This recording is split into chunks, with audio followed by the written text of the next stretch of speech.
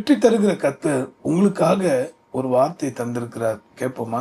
எரேமியாவின் புஸ்தகத்துல 15ஆம் அதிகாரம் 21ஆம் வசனம். நான் உன்னை பொல்லாதவர்களின் கைக்கு தப்புவித்து உன்னை பலவந்தரின் கைக்கு நீங்களாக்கி விடுவிப்பேன் என்கிறார். இந்த வசனத்தின்படி விடுதலை அவர் தரப்போறது நிச்சயம். நீங்க தான் அதை விசுவாசித்து பெற்றுக்கொள்ளணும். நான் மறுபடியும் சொல்றேன், அவர் தரப்போறதை யாரும் தடுக்க முடியாது. ஆனா நீங்க மனதார நம்பி அதை பெற்றுக்கொள்ளுங்க.